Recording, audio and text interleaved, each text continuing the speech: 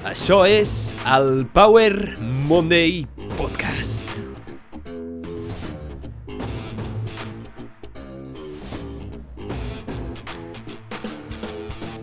Benvinguts al Power Monday Podcast. Soc en Pau, el teu apassionat de salut, inspiració i ciència, i estic molt agraït de que estiguis escoltant aquest episodi. Què faries si et digués que existeix una cosa que pots fer ara mateix, que és gratis i que té un efecte beneficiós per tot el teu cos, inclòs el teu cervell? Una cosa que t'ajudarà a millorar el teu estat d'ànim, la concentració, disminuirà el risc de les malalties, la intensitat de les malalties, allargarà la teva esperança de vida i la teva qualitat de vida. Potser diries que estic exagerant o que estic dient mentides, però aquesta cosa existeix i és ben real, i és ni més ni menys que l'exercici físic, la pràctica del moviment. En aquest episodi et parlaré potser de l'acció més important de la teva vida i m'atreveixo a dir-ho sense exagerar, perquè els efectes dramàtics de l'exercici no són només per la teva salut, sinó per la teva ment i per tota la teva vida. Aquestes setmanes he estat llegint i aprenent sobre la literatura més recent de l'exercici físic. Entrevistes a científics de reconeixement mundial, papers, vídeos... Tot el que he llegit i escoltat ho comparteixo condensat en algunes de les lliçons més importants que he extret. No sóc expert en l'exercici físic, coi, probablement no sigui expert en res. El que sí que em considero és un apassionat, amb curiositat i amb ganes de compartir les lliçons basades en la ciència que he extret al llarg de la meva vida a eines pràctiques que t'ajudin i que puguis aplicar immediatament per fer la teva vida una mica millor, encara que sigui una mica. Amb una mica em conformo. En aquest episodi començarem amb unes dades impactants que et deixaran flipant. Seguiré amb uns principis bàsics, mites i protocols que pots aplicar avui mateix. I acabaré aquest episodi amb una mica de filosofia, motivació i inspiració que espero que t'ajudi a moure't, a fer més exercici, que surtis d'aquest episodi amb moltes ganes de fer exercici.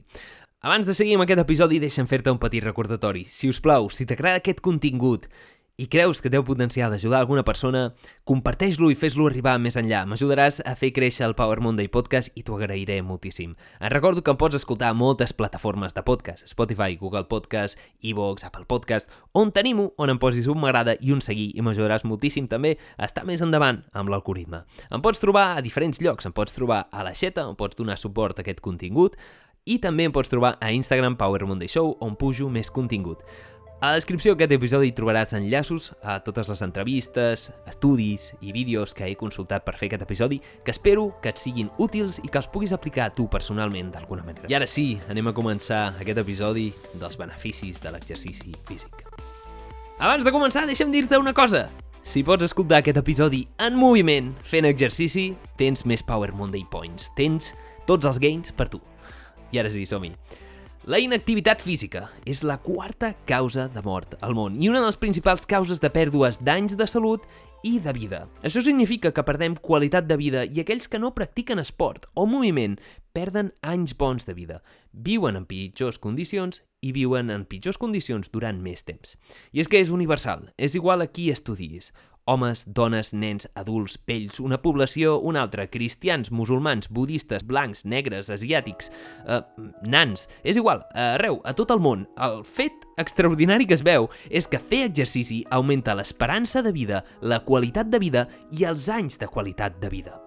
Dit clar i català, fer exercici constantment et fa viure molt més i molt millor. Diuen que si l'exercici físic fos un medicament, seria no només el medicament més vengut de la història, sinó el millor medicament de la història. I és que ha demostrat evidència en tots els nivells, tots.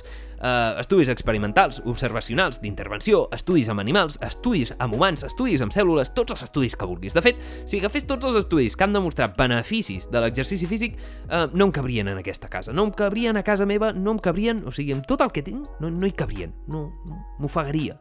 I és que l'exercici físic i practicar-lo regularment ha demostrat ajudar-nos en un gran fotimer de malalties, la veritat. Probablement més de 40 malalties es beneficiarien de la pràctica constant d'exercici i moltes més. La veritat, hi ha molts estudis i no és per exagerar, no em cabrien aquí a casa, però en particular ens interessen aquells estudis amb major evidència, amb l'evidència més important, el que s'acosti més a la veritat. I aquests són els metaanàlisis. Els metaanàlisis són estudis d'estudis, estudis que agafen altres estudis, els ajunten computen i agafen moltes dades i analitzen i en treuen conclusions. Normalment aquests metaanàlisis miren la mortalitat global o la morbiditat global o algunes malalties específiques. Dit clar, el que fan aquests estudis és agafar tots els estudis que existeixen en un tema i en treuen una conclusió. És a dir, miren en funció de l'exercici que fa la gent si es moren o no es moren, o si una malaltia s'expressa menys, o si es pot revertir i quins resultats tenen. També tenim estudis d'intervenció, estudis on agafem persones i els diem, vosaltres fareu aquest protocol i vosaltres fareu aquest altre protocol. Us seguirem uns mesos o uns anys i mirarem els resultats, si teniu més malalties, menys malalties, o us mirarem marcadors biològics, us farem analítiques i en traurem conclusions. En resum, tots els estudis indiquen una conclusió clara, i és que fer exercici és increïble per la teva salut i per la teva longevitat. Anem a veure algun estudi, anem a veure dades impactants que et faran caure de la cadira si m'estàs escoltant. Atenció! Un estudi publicat el 2018 al Journal of the American Medical Association va veure un fet fascinant, i és que va mirar l'associació del fitness cardiorespiratori amb la mortalitat a llarg termini de diferents adults majors de 50 anys. Involucrava la friolera de 122.000 persones aquest estudi, per tant els resultats poden ser bastant interessants. Es va veure que en diferents grups la mortalitat era diferent. Com menys exercicis feia, òbviament, més probabilitat de morir. El més impactant de tots no va ser que la gent es morís més quan feia menys exercici, sinó que el pas de fer res d'exercici, ser considerat del low exercise group, a ser considerat del grup per sota la mitjana, veien que la seva mortalitat es disminuïa un 50%. I passar una mica per sobre la mitjana, no molt per sobre la mitjana, la teva mortalitat es disminuïa d'un 60 al 70% en 10 anys. El canvi més petit es veia, però, en el pas d'aquells que eren atletes intensos a atletes d'èlit, a atletes professionals. La diferència de mortalitat aquí no es veia gaire. Per tant, aquest estudi ens indica una bona notícia, i és que els beneficis de l'exercici es veuen per aquells que passen de fer poc a fer una mica. Els exercicis es veuen directament, es veuen des d'un bon principi per aquells que són sedentaris, i com més exercici fas, més exercici hauràs de fer per veure més beneficis. De fet, els beneficis d'exercici sembla que no s'acaben.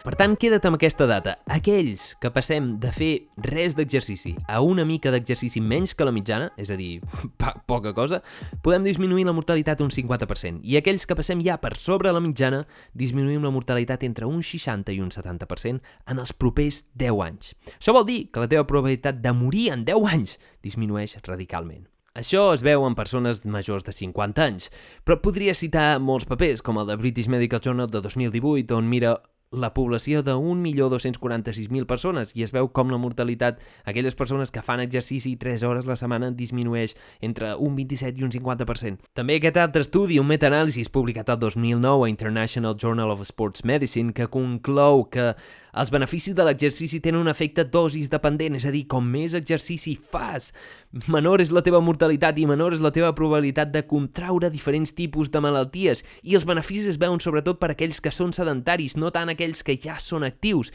però es veuen en els dos casos, és a dir, que no és excusa fer una mica d'exercici. Els beneficis són increïbles. I és que fer exercici podria dir tots els estudis, tots els metaanàlisis i totes les grans dades, però la quantitat d'evidència és tan gran que no fa falta que t'ho expliqui, i t'ho puc dir d'una altra manera. Perquè fer exercici no només millora la teva salut, ens ajuda a prevenir l'aparició de malalties cròniques importants que anem adquirint a mesura que envellim. L'exercici físic ha demostrat fer front i prevenir i retrasar les següents malalties, i atenció, ara em posaré en plan Eminem. La diabetis tipus 2, l'obesitat, el síndrome metabòlic, l'ictus hemorràgic, l'Alzheimer, l'hipertensió, la dislipidèmia, la mort prematura, les fractures prematures, el càncer d'endometri, la disfunció erèctil, l'estrenyiment, el càncer de colon, el càncer de mama, les malalties de l'equilibri, l'artritis reumatoide, la sarcopènia, el síndrome de l'ovari policístic, el fetge gras no alcohòlic, la diverticulitis, la depressió, l'ansietat, la disfunció cognitiva, l'osteoartritis, el càncer d'ovari, les malalties cardiovasculars, i podria seguir, company, però és que no fa falta, i és que podem deixar-nos de dades, perquè, encara que siguin molt clares, encara que són tan evidents, encara que tenim un cúmul tan gran d'informació que diu que l'exercici és una de les millors accions que pots fer en aquesta vida per la teva salut i el teu benestar, sembla que no convencem a tothom, sembla que no queda clar.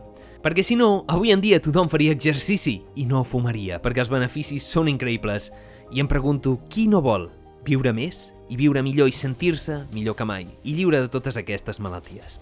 Per això en aquest episodi no només et portaré dates, sinó una mica de filosofia, reflexions i mecanismes perquè puguis entendre què passaria si no fessis exercici i fer prediccions i entendre què és realment el que hi ha darrere l'exercici i per què és tan important, que no es quedi només amb una data. Per això tinc una pregunta per tu. Com aspires a ser quan siguis vell? Com esperes estar en els teus últims anys de vida? Com esperes viure la teva vida? Voldries ser una persona autònoma amb capacitat de moviment, una persona forta i saludable? O prefereixes ser una persona que depèn dels altres, una persona incapaç de moure's lliurement, una persona amb dolor crònic, una persona fluixa? Si esperes a ser una persona altament funcional al llarg de la teva vida i a mesura que envelleixis, i lliure de dolor als 80, no pots permetre ser com la persona mitjana als 50. Com més pugis al teu pic a la joventut, millor. I és que no esperis a fer-te gran per cuidar-te. Entrena pels anys que vindran, perquè et queda molta vida. El més probable, i la bona notícia, és que et queden molts anys de vida, probablement, si estàs escoltant això. Però l'envelliment no segueix un procés lineal. El nostre inevitable declivi segueix una corba. Però aquesta corba, en realitat, és força modificable. Tenim aquesta sort. Si actues en previsió, pots frenar el que es coneix com la gravetat de l'envelliment, que és una força, com la gravetat, que et tira cap avall. I si actues a temps, aquesta gravetat t'afectarà menys. Això és el que es coneix com la corba de l'envelliment i té 3 seccions molt clares. Primer de tot, tenim la secció del desenvolupament i el creixement, on creixem i guanyem funcionalitat i força i capacitat de mobilitat a mesura que ens fem grans. Aquesta etapa va dels 0 als 25 anys aproximadament. Aquesta fase és on podem pujar el nostre pic físic i mental al màxim. És on, si ens esforcem de joves, podem determinar la trajectòria de caiguda que farem més endavant, en els propers anys, per caure de més amunt en els propers anys, per tant, arribar més enllà. Després tenim la segona fase, la fase de la vida adulta, que va dels 25 als 65 anys aproximadament. En aquesta fase podem mantenir el pic i si actuem adequadament podem enlentir la caiguda i la intensitat de la caiguda. És bàsicament com caure en paracaigudes. I per últim tenim l'etapa de la vellesa. Aquesta és dels 65 fins més endavant. Aquesta fase el que tractarem de fer és optimitzar la funcionalitat i com millor haguem treballat en les fases anteriors, més tarda en aparèixer aquesta fase i més lenta és la caiguda. Per tant, veiem, doncs, que l'envelliment és inevitable i que tots, tard o d'hora, caurem i la gravetat de l'envelliment ens atraparà com una força universal de l'univers. Però podem modificar la trajectòria saltant d'un lloc més amunt, és a dir, pujant al pic al màxim o utilitzant paracaigudes, és a dir, entrenant durant la nostra vida adulta perquè la nostra funcionalitat i qualitat de vida es mantingui. Com sabem que això és real? Com sabem que aquesta corba, que et deixo al gràfic a la descripció perquè l'entenguis millor, és real? Doncs perquè tenim molts estudis que ens ensenyen que això és així. Després, en segon lloc, tenim un fet molt important a l'exercici físic i al sedentarisme, és a dir, no fotre res. Quan estàs estirat al sofà, tenim un problema. I és que diferents estudis han observat que quan et lesiones i o et tornes sedentari pel motiu que siguis, envelleixes molt més ràpidament. Per sort, quan ets jove, és a dir, quan estàs en la teva primera fase de la vida, tens la capacitat de rebotar d'aquests estadis de sedentarisme o de lesions ràpidament i tornar on estaves de la corba. És el que es diu rebotar de les lesions. Et pots recuperar ràpidament. Però la capacitat de rebot es perd a mesura que envellim. És com si la pilota de bàsquet que som nosaltres es va desinflant. Quan som sedentaris, la gravetat ens atrau i modifica la nostra curva i envellim més ràpidament, però si som joves podem rebotar ràpidament i tornar a dalt. Però a mesura que ens fem grans, aquesta capacitat de rebot la perdem.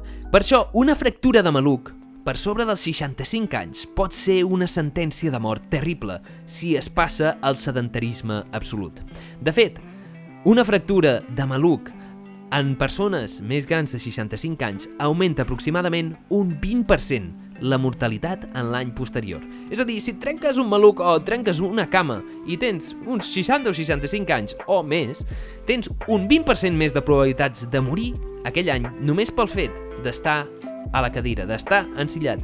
I ja no és tant per la fractura en si, que també comporta riscos, sinó per al fet de passar de ser sedentari i perdre aquesta capacitat de rebot. Augmentem la nostra probabilitat de morir en aquest any i els propers. Per això és molt important entendre que l'exercici és poderós. I és no només poderós en prevenir, sinó en recuperar lesions. I és que el sedentarisme sembla ser que no ajuda cap condició mèdica pràcticament. Si et fas mal, intenta't moure, encara que no sigui l'articulació que t'has fet mal. Si estàs malalt, intenta't moure, perquè això t'ajudarà a recuperar-te més ràpid. Els beneficis de l'exercici són radicals, són impressionants. Tan radicals com per disminuir la probabilitat de morir, en la qual encara em xoca, a mi encara em deixa sobtat. Hem vist una mica les estadístiques, una mica la mortalitat i els mecanismes de l'envelliment, i la corba de l'envelliment i com podem modificar aquesta trajectòria. Si vols entendre per què envellim i com aturar l'envelliment, pots escoltar el podcast que et deixo a l'enllaç a la descripció, que és Per què envellim i com aturar l'envelliment, i et parlo més en detall de mecanismes concrets per fer això. Però ara seguirem amb l'exercici i amb principis bàsics que he après durant aquestes setmanes. Després d'escoltar els doctors Andy Galpin i Peter Attia, entre d'altres, he entès que existeixen almenys 3 elements importants per als quals val la pena fer exercici físic i invertir en el teu cos. Aquests 3 principis són els següents: el manteniment de la massa muscular, el manteniment de la capacitat de fer moviments funcionals i estar lliure de dolor. En primer lloc, tenim el manteniment de la massa muscular, i és que tenir músculs és més important que fardar en el gimnàs o que fer-se fotos i veure't que fort que estàs.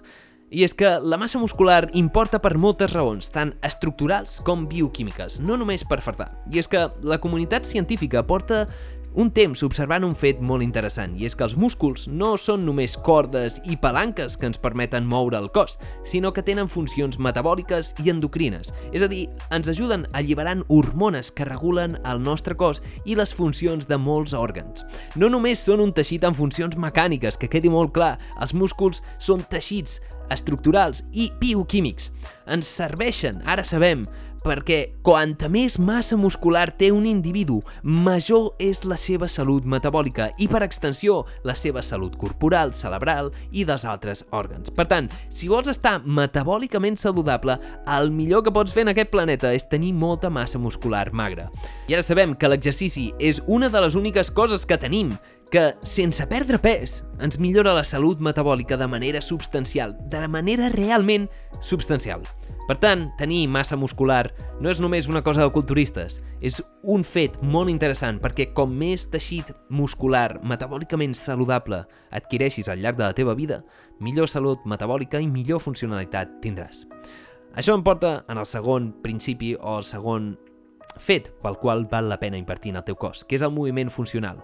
El moviment funcional aquí el distingeixo del moviment normal. No és només fer l'espagat, sinó si et cau una cosa al terra, pots ajupir-te correctament i fer un bon moviment?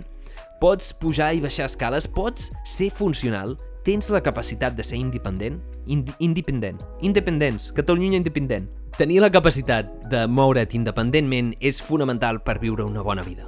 I per últim tenim viure lliure de dolor. I és que deixa'm que et digui que des de la meva experiència amb diferents lesions bastant putada a llarg termini, al llarg de la meva vida, problemes de salut que m'afecten a la meva mobilitat i que m'han causat una pèrdua de la capacitat funcional i causa de dolor durant molt temps, et puc afirmar amb molta fermesa que no hi ha res més irritant, enfurismant, rabiós que tenir dolor quan et mous, que no poder-te moure, que fer-te mal constantment i de dependre de les altres persones, de perdre la teva capacitat funcional. I ho he experimentat en primera mà i et puc assegurar que això és una cosa que no vols, encara que siguis vell.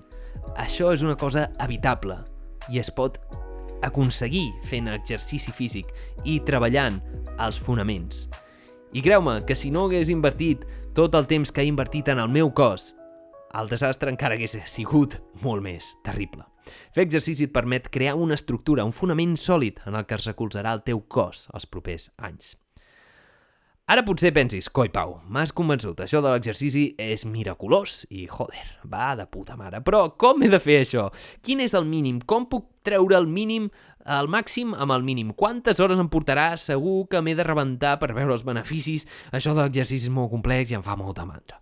Doncs bé, l'Andy Galpin, fisiòleg expert en l'exercici, ens diu el següent. Els conceptes bàsics del fitness són pocs. Realment hi ha uns principis bàsics que són molt senzills, però hi ha molts mètodes i aquí és on et pots perdre.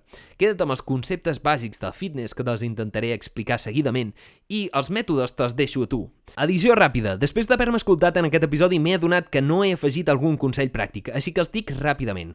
Consells d'entrenament basats en el principi del doctor Andy Galpin, que és el principi de 3-5. Diu el següent: per entrenaments de velocitat, potència i força podeu escollir 3-5 exercicis fent 3-5 repeticions, de 3-5 sèries, descansant entre 3 i 5 minuts, entrenant 3-5 dies a la setmana. Entre 3 i 5 dies a la setmana. Si voleu força, hauríeu d'entrenar en el vostre 85% del rep max, és a dir, la quantitat de pes màxim o repeticions màximes que podeu fer, i si voleu potència, hauríeu d'entrenar entre el 40 i el 70% en el vostre rep max.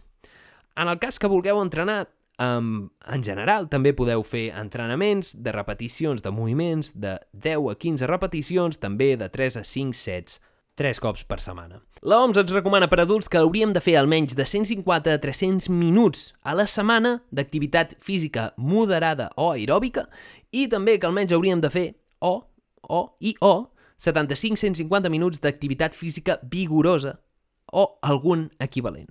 La veritat és que en pocs minuts ja veiem molts beneficis. Això són minuts setmanals. I creu-me que entrenant pocs minuts, si multipliques 7 per 30 minuts, ja tens una gran quantitat de minuts. Per tant, només entrenant mitja hora al dia, ja veuries gran part dels beneficis que s'han observat per les malalties que més persones maten en aquest món, com el càncer, les malalties cardiovasculars i neurodegeneratives. Dit això, tornem a l'episodi. Així que no ens perdem en els mètodes i deixa'm explicar-te els principis bàsics de la pràctica del moviment. El primer principi bàsic de la pràctica del moviment per veure beneficis per la teva salut és el següent. La freqüència amb la que practiques moviments o fas exercici físic, digue-li com vulguis, és més important que la intensitat per l'adaptació. La freqüència sempre superarà la intensitat. És un principi bàsic de la vida que molts passem per alt. I és com va dir Bruce Lee, la constància a llarg termini sempre guanya la intensitat a curt termini. I és, bàsicament, la història de la llebre i la tortuga. I és igual les estadístiques que et digui, els mecanismes i la fisiologia i tot el que et pugui explicar. El millor tipus d'exercici per tu serà el que acabis fent a llarg termini. Per això, si no fas res de res, fes allò que t'agrada. Gaudeix, juga, balla, salta, mou, canta. Perquè el més important de tot és que ho facis amb freqüència, que ho practiquis constantment. I, si pot ser, diàriament o diferents cops per setmana, almenys. Aquest és el principi número 1, i és que la constància, la freqüència, és molt més important que la intensitat i que, pràcticament, el tipus de moviment. Perquè em pots dir, vale, Pau, quin gimnàs m'apunto, quins moviments faig? Ho fas constantment? Ho podràs fer constantment? Doncs fes-ho constantment primer i després parlarem d'altres coses. Però si no practiques prou exercici i no ho fas de manera constant, no veuràs els beneficis. Constància per sobre intensitat. Aquest és el principi número 1. El segon principi és que s'ha d'intentar treballar totes les articulacions en el seu rang d'emoció tota la setmana. No n'hi ha prou en fer sentadilles, tot i que els beneficis ja són bastant remarcables, però intenta treballar totes les articulacions en tot el rang de l'emoció al llarg de la setmana. Què vol dir rang d'emoció? Pues la capacitat que té l'articulació de moure's. Tot el rang d'emoció, tot el rang de moviment que pot fer una articulació. Treballa tot. El tercer principi és que les agulletes són un mal marcador d'un bon entrenament. I és que hi ha moltes maneres d'estimular el cos per causar una adaptació, i ho veurem més endavant. Les agulletes són només un marcador d'una d'elles. No hi ha una relació lineal entre un bon entrenament i les agulletes. Més agulletes no sempre vol dir millor entrenament, i per tenir un bon entrenament no calen agulletes. Així que fes un tipus de moviment que t'estimuli i no busquis com a marcador les agulletes. No pensis que si no tens agulletes, l'entrenament d'ahir no va servir per res. El quart principi està relacionat amb aquest i ens diu que existeixen diferents dominis en l'activitat física, diferents dominis que pots entrenar. Són 9 en concret, i són els següents. Són l'habilitat, la velocitat, la potència, que és la funció de velocitat i força, després tenim la força, tenim la hipertròfia, que és la massa muscular creixent, tenim la resistència muscular, després tenim la potència anaeròbica, és a dir, la capacitat de produir i mantenir el treball a ràfegues curtes, després tenim la potència aeròbica o la freqüència cardíaca màxima o el VO2 max, i després tenim la resistència llarga o entrenament de 30 minuts o més sense descans. Aquests 9 dominis són 9 dominis en el que el teu cos es pot adaptar. 9 regnes, digue-li com vulguis, en el teu cos pot veure beneficis, i tots tenen beneficis, tant si fas entrenament d'hipertròfia com si fas entrenament de resistència, o tant si fas aeròbic o anaeròbic. Alguns tenen uns diferents beneficis que d'altres, però tots, en conseqüència, tenen beneficis. La meva recomanació és que intentis tocar una mica de cada regne per veure els màxims beneficis tant en funcionalitat com en massa muscular magra com en viure lliure de dolor.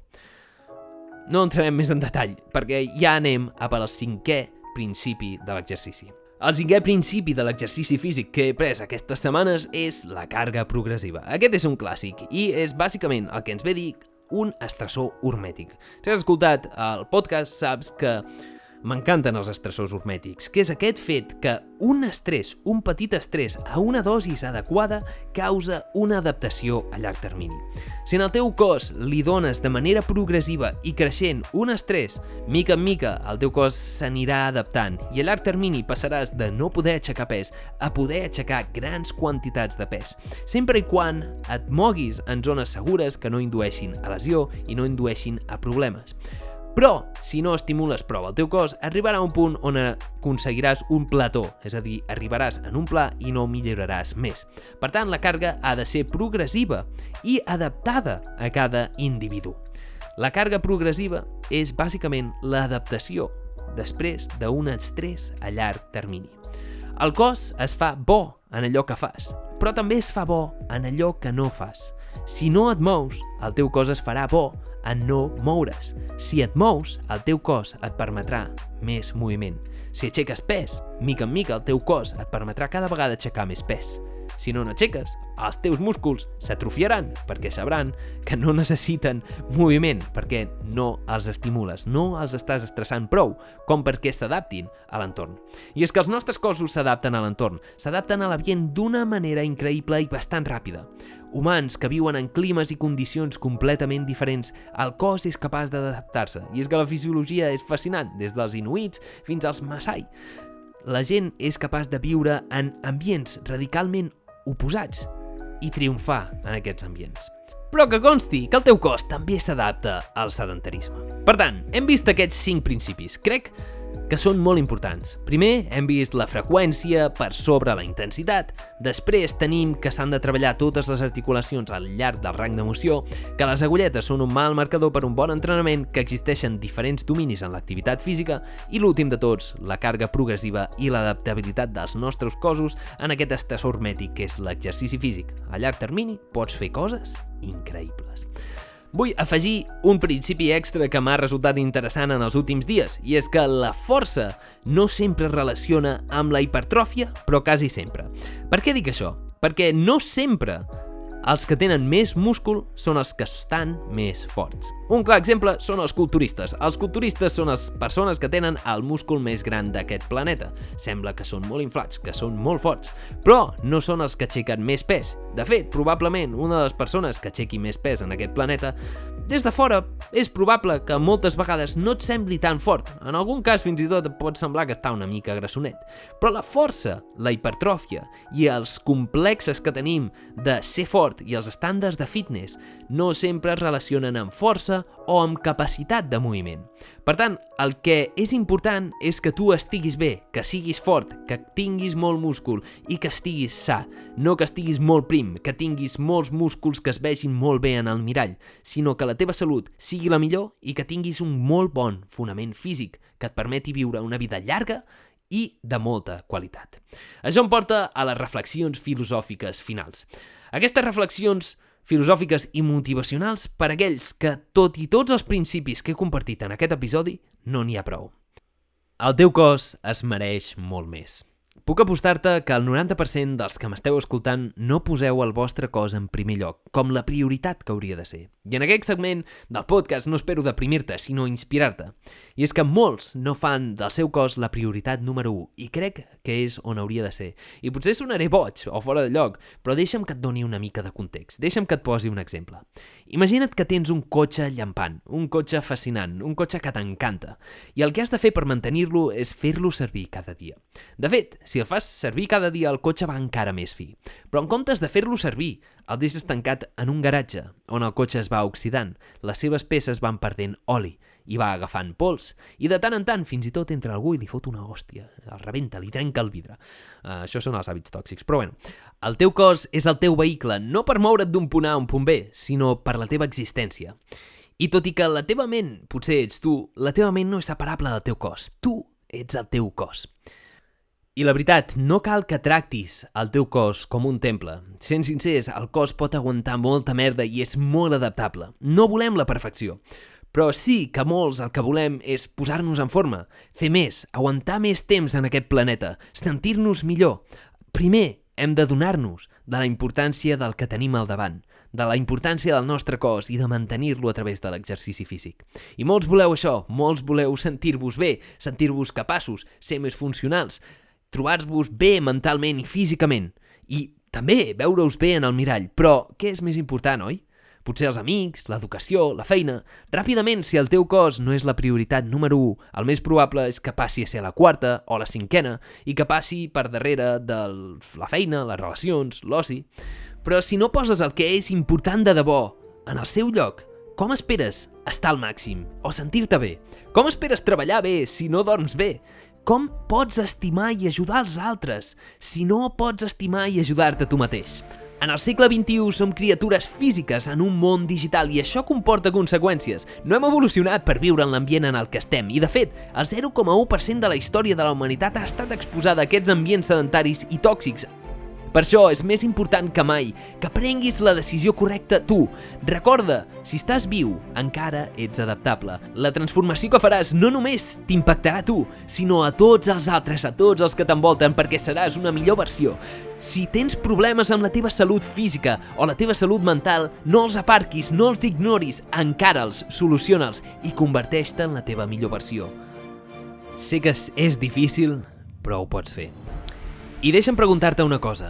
Et quedaràs assegut buscant raons per les quals és difícil fer exercici? O trobaràs una manera de fer que les coses funcionin, tot i les dificultats? Sempre és fàcil trobar bones excuses, però decidiràs ser la víctima de la teva història o l'heroi? Només faràs el que calgui per seguir viu o vols deixar una empremta en el món? És la teva responsabilitat agafar aquest poder que et pertoca, sigui quina sigui la situació en la que et trobis. Mou-te! Fes el que puguis. Així que fes-ho ara mateix. Surt, mou-te, salta, balla, fes flexions, fes squats, puja escales de 2 en 2, de 4 en 4, balla, lluita, neda, fes-te fort, aixeca pes, construeix els fonaments en els que s'aguantarà el teu futur. Fes el que et mereixes, fes el que el teu cos es mereix. El pitjor que pots fer ara, amic meu, és estar quiet. Posa el teu cos primer. I dit això, s'acaba l'episodi i me'n vaig a entrenar. Això és tot per aquest episodi.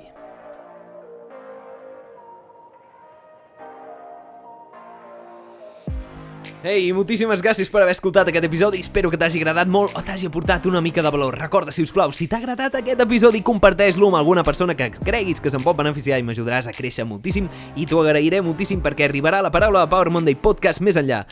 Informació basada en l'evidència que intenta ajudar-te a viure una mica millor. Em pots trobar i escoltar a moltes plataformes de podcast. Spotify, Google Podcast, Apple Podcast. T'animo que em posis un seguir i un m'agrada perquè no perdis cap episodi.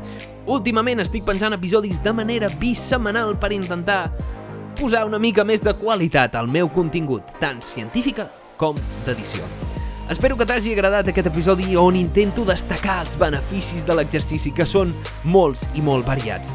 Alguns principis bàsics, alguna mica de filosofia, una mica de motivació. Espero que algun principi t'hagi agradat. Recorda posar el teu cos en primer lloc i veuràs com totes les altres àrees de la vida se'n beneficien. Viuràs més, viuràs millor, menys malalties, més qualitat de vida. La veritat és que l'exercici físic és fascinant i crec que no li hauré fet prou respecte als beneficis que s'han observat amb aquest petit episodi de mitja hora. Se m'oblidava dir-te que també pots trobar a l'Aixeta, on pots donar suport a aquest contingut, i a Instagram Power Monday Show. Et desitjo, com sempre, una setmana èpica, plena de creixement personal, amb molt exercici físic i que el facis diàriament. I deixa'm dir-te, si ningú t'ho ha dit encara, que ets únic, irrepetible, increïble i que ara és un bon moment per prendre acció. Això és tot per aquest episodi. Ves, mou-te, fes una mica d'exercici per part meva i ens veurem, com sempre, en el pròxim episodi. Ciao. Pump it up! 3, 3, 3! Go, go! Vinga, ciao! Per més informació i més episodis, fes una ullada a la descripció d'aquest episodi. Crec que et poden resultar interessants. M'agrada? Comparteix, subscriu i mou-te. Ciao!